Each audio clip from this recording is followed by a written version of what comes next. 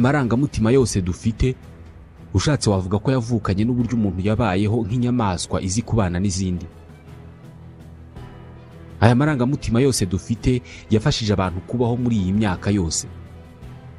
Uburyo abantu bize kubana hagati yabo, bagahuza ibikorwa byabo, bagashyiraho uburyo bwo gutumanaho no kubahiriza amahame bose bahuriyeho, ibi ngibi ntabwo byari gushoboka iyo abantu bataza kugira amarangamutima.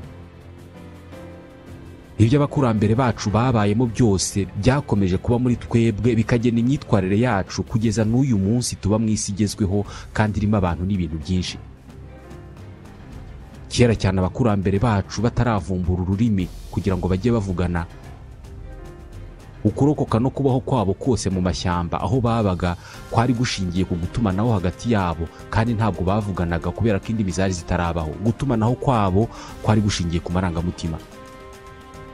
Kugira ngo bashobore gutumanaho kandi batavuga rero, byabasabaga gukoresha ibimenyetso bigaragara ku mibiri yabo, by'umwihariko ku masura, bishingiye ku marangamutima barimo: ibyishimo, isoni, ubwoba, ishyari, ugushimira. Aya yose ni amarangamutima agaragara inyuma ku mubiri w'umuntu.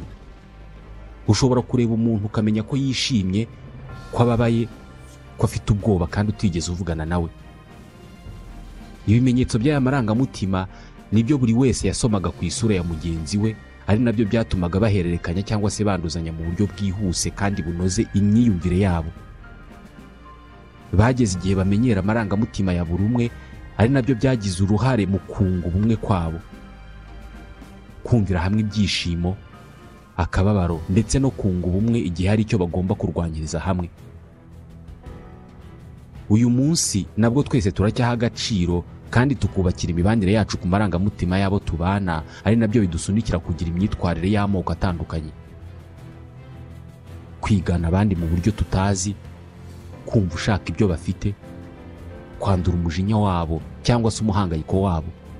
Birahagije kubona umuntu arimo kurira nawe ukumva amarira araje, niyo waba utazi icyo yabaye. Dutekereza ko ibyo dukora byose ndetse n'ibyemezo dufata tubikora ku bushake bwacu, nyamara ntabwo dutekereza uburyo twanduye amarangamutima y'abandi, akaba ari yadusunikira gufata ibyemezo dufata. Twese twubaka inzu zimeze kimwe, tugura imodoka zimeze kimwe kandi mu gihe kimwe, twambara imyambaro imwe twese, kandi ibi byose tubikorera rimwe, tukabirekera rimwe. Tuvuga ko bigezweho, nibyo abandi bagezeho, ubwo twese nibyo tugezeho. Hari izindi ngufu dukomora ku mateka yacu ya kure, nazo zubatse imyitwarire yacu ya buri munsi. Guhora twigereranya n'abandi no kurebera agaciro kacu mu cyiciro duherereyemo, haba mu mikoro, mu gushaka cyangwa mu kuba ingaragu, mu kugira umuryango munini. Urundi rugero ni ingufu zidusunikira buri gihe mu kubarizwa mu itsinda runaka, kandi buri gihe hakaba amatsinda atandukanye afite ibyo atandukaniyeho, rimwe na rimwe by'ibihimbano bidafatika bitakanagiza agaciro. Twebwe turabafana b'ikipe iyi n'iyi, mwebwe kubera ko mufaniriya yindi, ubwo ntabwo mumeze nkatwe.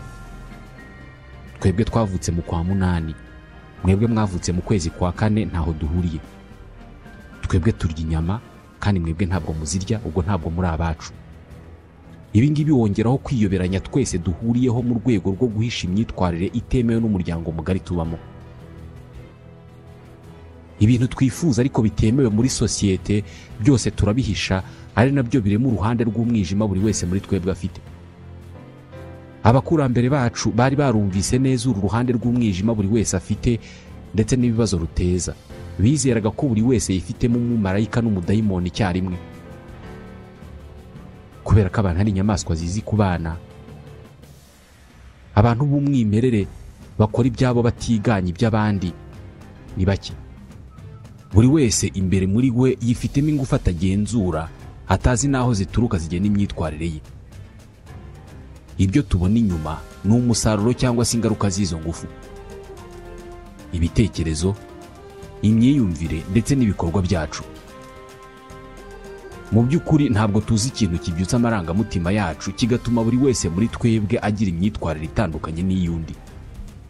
Umuntu ukunda kumara igihe cye ari kumwe n'abandi basabana, umuntu ukunda kuba ari wenyine, umuntu ugira umwaga, umuntu witonda. Dufate urugero ku mujinya. Muri rusange iyo ugize umujinya cyangwa se uburakari, uba ufite umuntu cyangwa se abantu utunga agatoki uvuga ko ari bo nyirabayazana, ko ari bo bakurakaje. Ni naho hava ibibazo bibiri dukunda kubazanya: warakajwe n'iki, warakajwe nande? Mu by'ukuri buri gihe ubona umuntu wakurakaje, nyamara wibereye inyangamugayo wowe ku giti cyawe ukareba kure cyane, ushobora gusanga ikigutera umujinya, uburakari cyangwa se kutishima gifite imizi muri wowe kure cyane kurenza uwo muntu uvuga ko ari we wakurakaje. Hari amarangamutima ashobora gushamikira ku kintu cyatubayeho mu bwana cyangwa se uruhurirane rw'ibintu runaka byihariye. Iyo ubyitegereje neza, ushobora gukora urutonde rw'ibintu runaka n'amarangamutima bitera. Buri gihe iyo bigenze gutya ndarakara cyangwa se ndababara. Buri gihe iyo urakaye, ntabwo buri gihe ari wowe uba ugenzura ibirimo kukubaho. Uba uri mu marangamutima aho icyo ushaka gusa ari nyirabayazana. Uba ushaka umunyacyaha cyangwa se uwakoze amakosa yaguteye ayo marangamutima. Ibi ntabwo biba ku burakari n'umujinya gusa, ahubwo biba ku marangamutima menshi. Nk'umwana w'uruhinja, nzamuhindura umuntu nshaka kwaba we. Umuhanga mu mitekerereze n'imyitwarire y'abantu wabayeho mu kinyejana cya 19, John Watson, wanahimbye igitekerezo cyiswe behaviorism, niwe wavuze ibi. Behaviorism ni igitekerezo cy'uko imyitwarire y'umuntu ikomoka ku buzima uwo muntu yabayemo. Bivuze ko umwana wese wamukoramo umuntu ushaka. Ushatse kurema umunyamahane wabikora, ushatse kurema umunyabwoba wabikora, wamuhindura umugiraneza, intwari cyangwa se ikigwari. Nk'uruhinja, nzarukoramo umuntu nshaka ko ruba we. Ibitekerezo bya John Watson byari uko imyitwarire n'imikorere y'umubiri wa buri kinyabuzima n'abantu barimo ari imyitwarire ushobora guteganya mbere. Bivuze ko ushobora no kuyigenzura ubuzima bwose. Mu 1920 muri kaminuza ya John Hopkins, Watson yakoreye ubushakashatsi ku mpinja nyinshi zifite hagati y'amezi 3 n'umwaka umwe w'amavuko. Yafataga uruhinja rw'amezi 3 akarwegereza buji yaka kugira ngo arebe niba abantu bavuka bazi neza ko umuriro utwika. Yafataga inyamaswa nk'inkende cyangwa se injangwe akazegereza impinja kugira ngo arebe niba abantu bavuka batinya inyamaswa. Yavuzaga amajwi y'ibisimba iruhande rw'impinja kugira ngo arebe uko zitwara. Aha niho yamenyeye ko impinja zidatinya umwijima. Aha niho yamenyeye ko umuntu ushobora kumugenera ikintu azajya atinya ubuzima bwe bwose. Ubwoba bw'umuntu ushobora kubugenzura.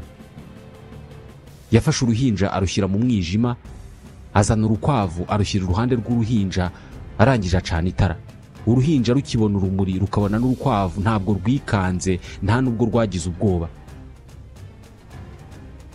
Nyuma yafashe inyundo akajya yikubita ku kintu iruhande rw'urwo ruhinja. Uruhinja rwatinye ubwo bwoko bw'urusaku. Nyuma yagaruye urukwavu, noneho uruhinja rurarutinya, nta n'urusaku ruhari, bisa naho yari amaze kurema ubwoba muri urwo ruhinja. Ubu bushakashatsi nibwo bwatumye Watson afata uyu mwanzuro.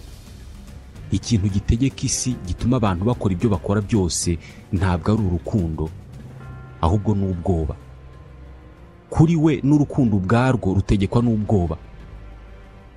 Nibwo butuma abantu bakora kugira ngo batazasonza, butuma babyara ngo batazazima, butuma basenga ngo batazarimbuka, butuma bashaka inshuti ngo batazaba bonyine, butuma biga ngo batazahabwa akato n'ivangura. Nibwo butuma dukorera amafaranga yose tukayatanga: ubwishingizi, ubwizigamire, ubucuruzi. Reka tuvuge ku myitwarire karemano y'abantu ahanini ishingiye ku marangamutima atagirwa n'izindi nyamaswa. Amarangamutima yose atubamo nk'ubwoba, umujinya, ibyishimo, urwango, urukundo, ishyari, ukwikunda, yose iyo yahurije hamwe niyo agena ibyo bise imiterere y'umuntu, la nature humaine. Imiterere n'imyitwarire y'umuntu ifite inkomoko mu mikorere y'ubwonko bwacu. Ubwonko bwacu ni nabwo bugenzura amarangamutima yose atubamo. Iyo myitwarire yawe n'ibikuranga byose byiyubatse mu myaka miliyoni 5 inyoko muntu imaze yiyubaka mu mibereho, imibanire n'imiterere. Ibikuranga mvuga ni bya bindi abantu bakuvugaho buri gihe iyo izina n'isura yawe bivuzwe. Aritonda, ni umunyamahane, arasuzugura, arakazwa n'ubusa. Iyo abantu bafite uburenganzira bwo gukora ibyo bashaka, inshuro nyinshi bariganana hagati yabo.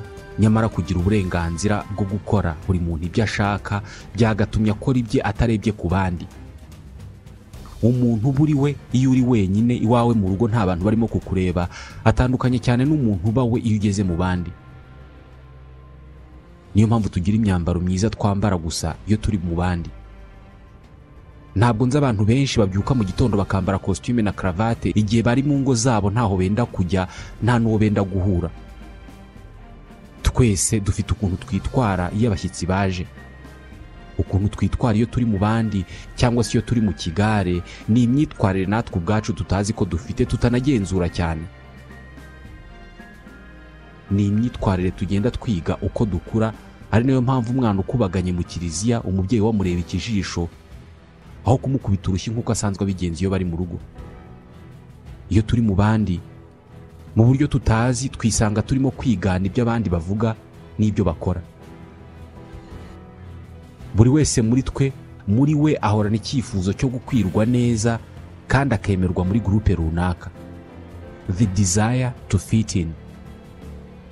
Mu rwego rwo kumva ko dufite umwanya mu itsinda runaka, duhindura uko tugaragara, uko twitwara cyangwa se tugatangira kugendera ku mitekerereze y'iryo tsinda, imyemerere n'indangagaciro zaryo.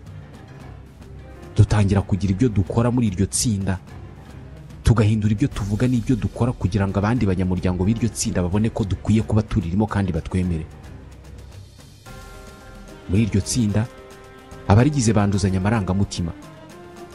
Itsinda cyangwa se ikigare ubamo gishobora gutuma witwara mu buryo utari kwitwara iyo uza kuba uri wenyine. Uko itsinda rirushaho kuba rinini kandi rigashinga imizi, uko rimarana igihe kinini niko rirushaho kugenzura ubuzima bw'abarigize. Buri tsinda twese tubarizwamo rigira amategeko, amahame n'imigenzo rigenderaho. Hashobora kuba ari amahame n'amategeko adafite aho yanditse, atarumvikanyweho n'abagize itsinda, ariko buri wese arayazi. Amatsinda tuvuga hano ntabwo ari ikigare cy'inshuti gusa cyangwa se amatsinda yo ku mbuga nkoranyambaga. Ashobora kuba amadini dusengeramo, abahuriye ku bwoko bw'inzoga runaka, abafana b'ikipe runaka, abatuye mu gace kamwe, abakunzi b'umuhanzi runaka. Buri tsinda muri aya ngaya riba rifite amahame abanyamuryango bose baziranyeho nubwo yaba nta hantu yanditse. Buri wese aba yarayize ku ruhande rwe. Bashobora kujya gutangira kunywa inzoga runaka, buri wese agafata icupa cyangwa se ikirahuri cye akagikomanya n'icyundi ngo cheers. Bagatangira kuganira ku bintu by'imikino, bakamera nkaho bose babikunda. Muri buri tsinda nubwo batatora umuyobozi, haba harimo umuntu usa n'ubayoboye. Ijanisha rinini ry'abagize itsinda bakora ibyo akoze, byinshi mu byo avuze bakabyemera. Nta wamutoye, nta nubwo bavuganye ko ari umuyobozi wabo, ariko buri wese mu buryo nawe atazi amufata nk'umuyobozi. Bishobora guturuka ku bitekerezo atanga, ku mikoro afite, imyaka afite, cyangwa se umwanya n'icyubahiro asanzwe afite hanze aha ngaha. Buri tsinda kandi mu buryo ritumvikanyeho riba rifite abanzi cyangwa se abo rifata nk'abantu badahuje naryo. Ni abari hanze yaryo batari abanyamuryango, bari mu bindi cyangwa mu yandi matsinda. Uko itsinda riba rinini niko n'imbere muri ryo hacikamo utundi dutsinda duto. Turi mu itsinda rimwe kubera ko twese turi abakozi b'ikigo kimwe, ariko muri twebwe hagiye harimo andi matsinda ya babiri cyangwa se batatu cyangwa se barenze batatu, bafite ukuntu ari inshuti kurusha abandi, banafite ibyo baziranyeho mwebwe mutazi. Birasa no guhangana cyangwa se guhiganwa ariko kuteruye. Abantu ntabwo ari ibinyabuzima byiza birangwa n'urukundo, birwana gusa ariko birimo kwitabara nyuma yo gusagarirwa. Ahubwo ni ibinyabuzima bihorana icyifuzo gikomeye cy'ubushotoranyi. Iyi ni imiterere karemano yabo. Ni amagambo ya Sigmund Freud. Twese tugaragara nk'abantu beza, bitonda kandi bashyira mu gaciro, batagira uwo babangamira, ariko buri wese afite urundi ruhande rushobora kumusunikira mu bushotoranyi. Ibi abantu babikoze mu bihe byashize n'ubu baracyabikora. Gusa nta muntu ukunda kwitekereza nkaho nawe yabikora. Tugira ubushotoranyi buri ku rwego rutandukanye. Hari ababikora ku rwego runini, abandi bakabikora ku rwego ruto. Impamvu zitera buri wese kwitwara uku nguku ziratandukanye. Benshi ntabwo tubyita ubushotoranyi kubera ko tuvuga ko impamvu zabiduteye zumvikana. Ubushotoranyi bw'abantu buturuka ku bwoba n'umutekano muke biyumvamo kurusha uko buturuka ku bushake bwo gushotorana, kubabaza no gutwara iby'abandi. Kugeza ubu abantu nizo nyamaswa zizwi byemezwa ko zifite ubushobozi bwo kwiyambura ubuzima, kwiyahura. Igihe icyo ari cyo cyose ushobora kubura akazi kawe kari kagutunze cyangwa se ugatandukanywa n'abo wakundaga. Ni ibintu bigutera ubwoba bw'ahazaza ku rwego runini. Ibi bishobora kuba kuri buri wese, kandi abantu benshi bashobora gukora ibyo bashoboye byose kugira ngo bave muri ibi bihe. Bashobora kwemera gushotora no guhohotera abandi kugira ngo iki kibazo cyabo gikemuke, kimwe n'uko nabo ubwabo bashobora kwibabaza kugeza no kukwiyica. Ku rundi ruhande, abantu basanzwe bifitemo ubushotoranyi mu buryo buhoraho bo bashobora kuba bahora biyumva nk'uko twiyumva iyo turi mu bibazo. Ubwoba tugira iyo twatakaje akazi, twapfushije abantu cyangwa twatandukanijwe n'abo dukunda, bo bashobora kuba babuhorana. Ubuhemu, ubushotoranyi n'ubugizi bwa nabi bwabo buhoraho bushobora kugira inkomoko muri ubu bwoba n'umuhangayiko bahorana. Bamwe muri bo babona abandi nk'ibintu byo kugenzura aho kubabona nk'abantu. Isi yuzuye abantu bafite urukundo n'impuhwe, ariko benshi muri bo bitewe n'impamvu runaka impuhwe zishobora kubavamo. Ibi bishobora kubaho nko mu gihe cyo guhana cyangwa guhora. Kuba ukunda abantu kandi ugira impuhwe ku buryo utanabangamira n'urushishi, ntabwo bivuze ko izo mpuhwe zawe uzanazigirira umuntu bivugwa ko yakoze amabi menshi, nko guhohotera umwana cyangwa se umunyantege nke. Dore indi ngingo ituranga. Muri twe hahora intambara y'ibisekuru n'ibihe abantu bavutsemo. Buri kiremwa cy'ibihe wavutsemo ukanakuriramo, kimwe n'undi uwo ari we wese, ibihe wavutsemo nibyo byakugize uwo uri we. Biguha ibitekerezo n'imyitwarire ufite, waba ubizi cyangwa utabizi. Inshuro nyinshi abubu baba ari babi kurusha twebwe twavutse mu myaka yashize. Baba ari babi cyane cyane mu birebana n'umuco, indangagaciro n'imyitwarire. Ese ubu turagana he? Gusa ntabwo ari ikosa ryabo, nibyo bihe bavutsemo. Nyereka uko witwara, ndakubwira igihe wavukiye. Abantu bahorana icyifuzo cyo kwitandukanya n'abavutse mu myaka yashize. Bo baba bashaka kurema icyerekezo gishya mu buzima.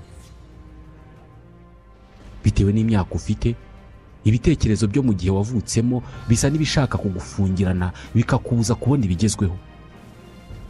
Buri gisekuru kigira imitekerereze, imyizerere, imiziririzo. Abantu bavutse mu mpera z'umwaka w'1800 batandukanye n'abavutse mu 1950. Umwana w'umukobwa w'imyaka 16 urarana na telefone ye atandukanye n'umusaza w'imyaka 80 utibuka amazina y'abana be bose. Umubyeyi wese agerageza kwigisha uwo yabyaye ibyo nawe yize mu gihe cye. Gusa buri mwana nawe agerageza kwishakira ibishya. Iyi ni imwe mu mpamvu yo kumvikana guke hagati y'abubu nawo mu bihe byahise. Tukivuga ku bubu, uyu munsi nibwo abantu benshi bakeneye gukundwa no kwitabwaho kurusha ikindi gihe cyose cyabayeho. 6,000 niwo mubare wa tweet cyangwa se ubutumwa abantu bandika kuri Twitter buri segonda ku isi yose. 6,000 nizo nke zishoboka. 1,52,000,052. Uyu ni umubare w'abantu bajya ku rubuga rwa Facebook buri munsi. Kuva isi yabaho nta buryo bw'itumanaho bukoresheje ikoranabuhanga bwigeze bubaho ngo buhuze abantu benshi, abato n'abakuru, ngo buteze amakimbirane menshi, bubanisha abantu, buhuza abantu, butanya abantu, bukiza abantu, bwica abandi, bwungura abantu, buhombya abandi, buhindura ubuzima n'imibereho y'igisekuru kizima, kandi byose mu buryo butoroshye gusobanurira umuntu uwo ari we wese nk'imbuga nkoranyambaga. Twigeze kuvuga uburyo icyerekezo cy'inyoko muntu yose cyubakiye ku bwoba. Kwiyandikisha ku mbuga nkoranyambaga, gutaha ubukwe no kubukora, kugura ibigezweho no kugurisha ibigezweho byose tubikora kubera ko dutinya ko tutabikoze twakwisanga tutakiri mu bandi. Muri make ibi byose ni uburyo bwiza bwo guhamagarira abantu kudukunda no kuduhitamo mu bandi. Iyi ni indi ngingo Robert Greene yanditse mu gitabo The Laws of Human Nature. Ni ubuhe buryo abantu bakoresha kugira ngo bakundwe cyangwa se bishimirwe n'abantu benshi? Mu mwaka w'1895 mu Bufaransa umwana w'umukobwa witwaga Gabrielle Chanel yapfushije nyina. Yari afite imyaka 11 y'amavuko. Yari afite se witwaga Albert Chanel.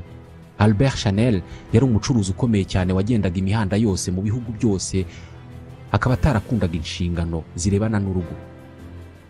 Mu guhunga izi nshingano agipfusha umugore yafashe abana be barimo na Gabrielle Chanel abohereza mu bihaye Imana mu babikira ngo ari bo babarera. Kuva ku myaka 11 y'amavuko kugera ku myaka 18 Gabrielle Chanel yarezwe n'ababikira. Bivuze ko yarezwe mu buryo bw'ikinyabupfura cy'abihaye Imana. Nta burenganzira yari afite bwo kumva no kubyina imiziki, kwambara ibyo ashaka, gukina imikino imwe n'imwe n'ibindi abana benshi bemerewe. Ibikorwa yakoraga byabaga ari ugusenga no gusoma. Yakundaga gusoma ibitabo bivuga ku nkuru z'abakundana. Agize imyaka 18 y'amavuko yagiye kwiga mu ishuri ry'ubudozi. Aha yahaboneye ubwigenge atari yarigeze abona mbere. Iki gihe yanagiye gukina ikinamico, akina ari umukobwa witwaga Koko. Iri zina rya Koko yahawe muri iyi kinamico ryahinduye ubuzima bwe bwose. Igihe yakinaga iyi kinamico hari umukire wamubonye aramwikundira. Yari umukire wazunguye imitungo y'umuryango we. Yari afite shato. Uyu mukire yasabye Gabrielle Chanel kuza bakijyanira akajya kwibera muri shato.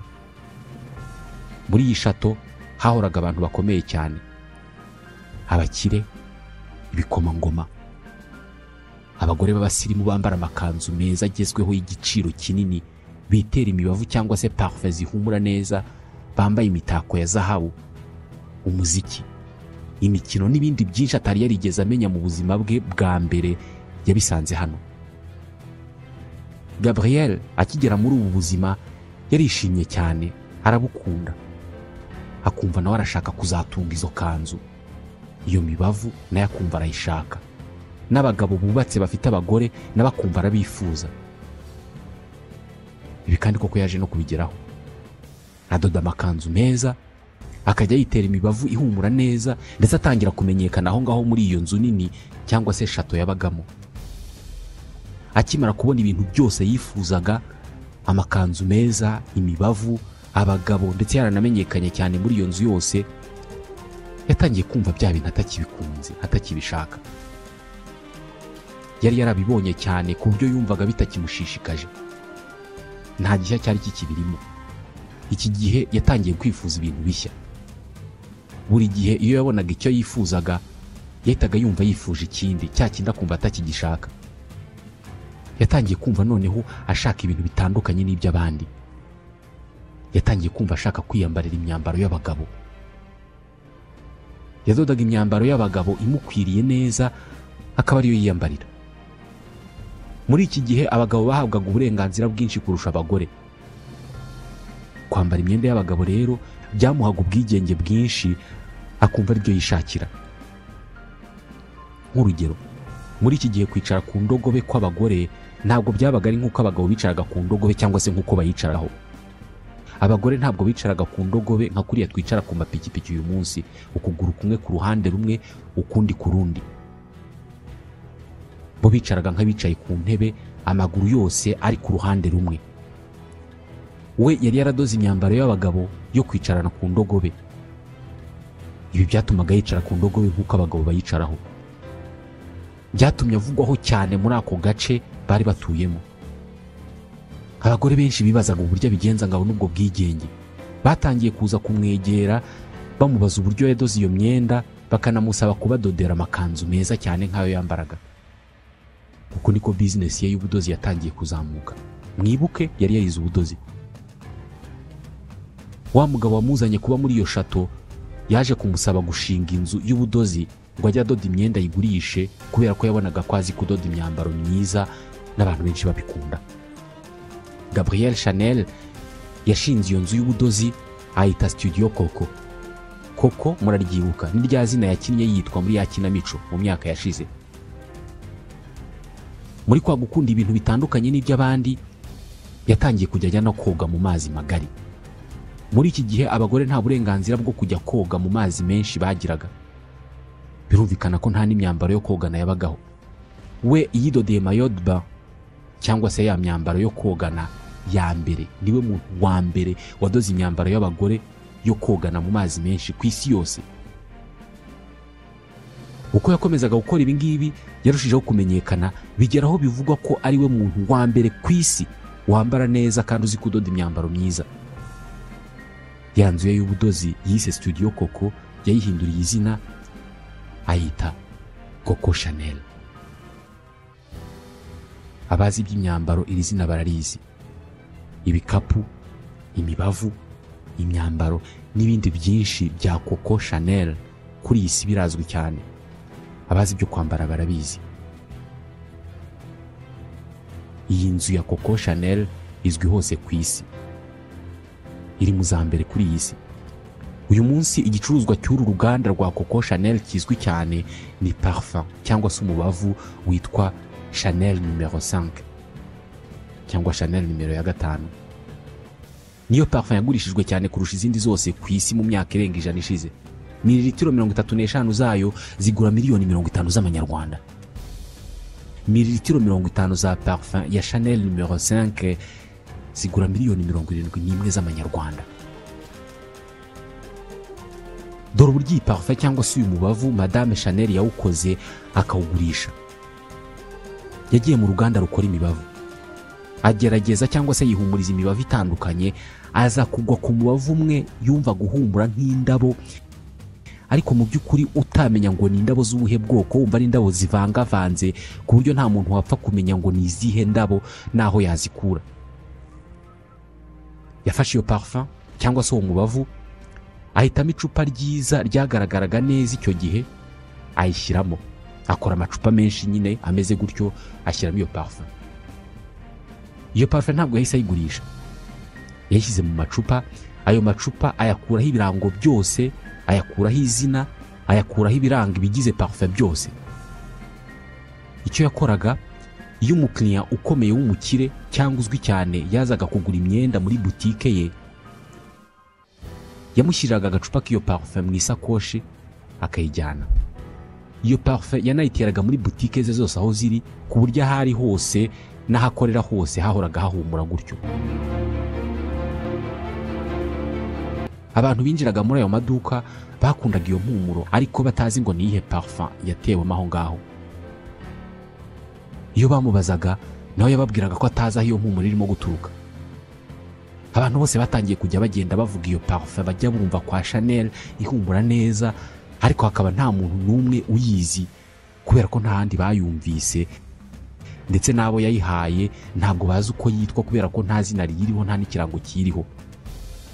Parfum yabaye parfum ikwira mu mujyi hose, abantu bakajya bumva iyo mpumuro ariko batazi ngo ni impumuro yitwa ngo ikihe parfum.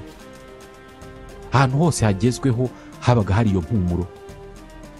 Ibi byayigize parfum y'iyobera. Kera kabaye ubwo Chanel yaje gutangiza parfum nshya yakoze yise Chanel numero 5. Abantu baje kumva impumuro y'iyo parfum ari yayindi bumva ahantu hose hagezweho ariko batazi ngo ni iyihe.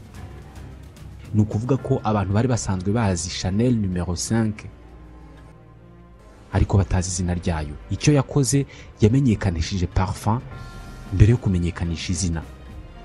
Izina ryaje abantu basanzwe bakunda iyo parfum, byatumye ikundwa kandi yamamara ku isi yose, ku buryo kugeza ubu ngubu ariyo yaguzwe cyane ku isi yose mu myaka 100 ishize. Muri icyo gihe ndetse n'uyu munsi abantu bakora ibihangano barabihisha bakabisohora ku munota wa nyuma igihe cyo kubimurika cyageze, hirindwa ko hari abantu bazabyigana bakabigurisha make mbere y'uko bimurikwa. Chanel Coco we ntabwo ari uko yabigenzaga, ahubwo ibihangano bye yakoraga ku buryo abikwirakwiza mu bantu benshi kandi ku mafaranga make. Iyo yakoraga parfum cyangwa se imyambaro mishya, yahitaga anakora indi ya make yo gukwirakwiza mu baguzi ba mikoro make. Babyita kwipirata. Mwibuke akiri umwana yapfushije nyina, Isa amwohereza kurererwa mu bihaye Imana kubera ko atari afite umwanya wo kumurera. Bivuze ko atigeze agira urukundo rw'ababyeyi n'umuryango. Igihe yari amaze kuba umucuruzi ukomeye rero, usibye amafaranga, yanashakaga gukwirakwiza ibikorwa bye mu bantu benshi. Yashakaga ko abantu bakunda ibikorwa bye nubwo batamuha amafaranga. Urukundo atahawe mu buzima bwe bwose yashakaga kurubona binyuze mu bikorwa bye. Robert Greene yakoresheje iyi nkuru mu gitabo cye agaragaza imyitwarire abantu bagira iyo bifuza gukundwa cyangwa se iyo bifuza kwifuzwa n'abantu benshi. Urugero, igihe Coco Chanel yamenyaga ko yifuza abagabo basanzwe bafite abagore, yamenye ko iyo wifuza ibintu byifuzwa n'abandi bantu benshi bituma urushaho kubyifuza. Abantu bashatse iyo babwiwe ko bashatse ari umuntu mwiza bituma barushaho kumukunda, kubera ko babonye ko n'abandi bamukunda, babonye ko uwo muntu ari igitangaza. Kimwe niyo bakubwiye ko inkweto zawe ari nziza, urushaho kuzikunda, rimwe na rimwe ukanabeshya ko waziguze amafaranga menshi kurusha ayo waziguze mu by'ukuri kugira ngo ugaragaze ko urwo rukundo bazifitiye atari urw'ubusa. Yakoresheje iri hame, maze uko asohoye igicuruzwa gishya, yaba umwambaro cyangwa umubavu, agakora ku buryo buri wese avuga icyo gicuruzwa cye. Yakoraga ku buryo agikwirakwiza hose. Yakoraga ku buryo abantu bose bifuza icyo gicuruzwa cye. Ibi ni ibikorwa amamiliyari y'abantu uyu munsi ku isi yose basubiramo inshuro zitabarika. Bakora byose ngo babwirwe ko twakunze imyambaro bambaye, imibavu biteye, imodoka bagendamo, ndetse ko twanabakunze nabo ubwabo. Mu buryo tudatekerezaho kenshi, imyitwarire yacu twese ni imwe, yaba abantu bo mu binyejana biheruka cyangwa se abantu b'uyu munsi bo mu kinyejana kigezweho cya 21. Ni imyitwarire ituranga twese, twabishaka tutabishaka.